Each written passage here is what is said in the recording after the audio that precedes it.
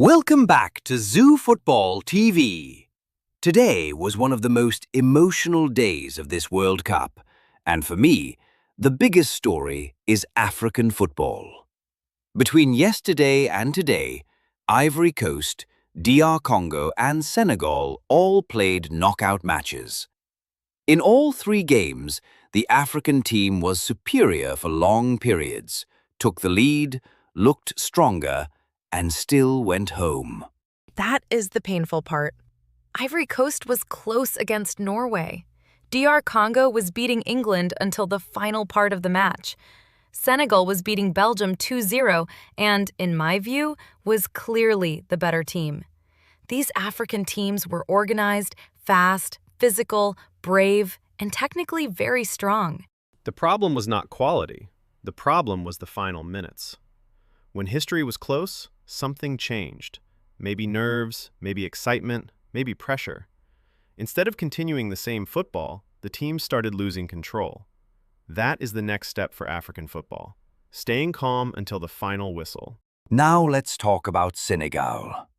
I said Senegal could beat Belgium, and they proved it on the field. Belgium advanced, but they do not convince me. Against Senegal, Belgium looked inferior again. Not just in this match, but throughout this whole tournament. They were lucky to finish first in a weak group, lucky to survive Senegal, and lucky that a controversial penalty opened the door for them in extra time. And that penalty for me was a disaster. I watched it again, and I do not believe that was a penalty. The Belgian player stumbled into the Senegal defender. I did not see a clear foul. I did not see enough contact to decide a match, and I do not believe a World Cup knockout game should end like that. VAR reviewed it, the referee gave it, and Belgium took advantage. But just because the decision stands does not mean we have to agree with it. In my opinion, Senegal was robbed. They played better football, they deserved to advance, and they have every reason to feel this match was taken away. And this changes the path for the United States.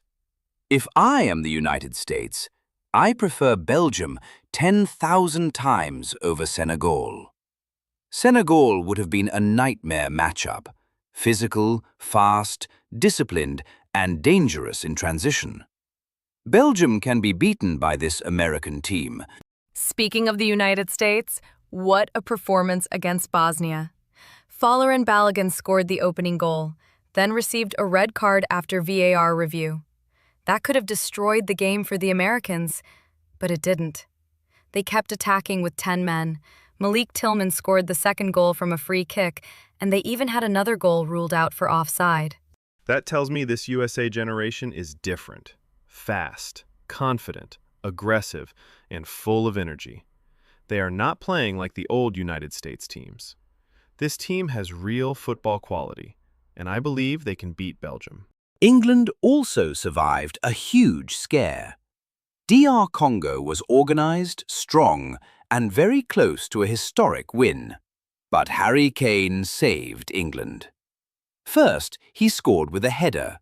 Minutes later, he scored again from distance. That turnaround will be remembered for a long time.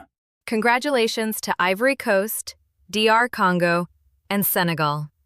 They are out, but they earned respect. African football showed quality, power, and organization.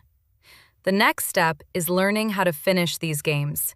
Tomorrow, we have Spain against Austria, Portugal against Croatia, and Switzerland against Algeria.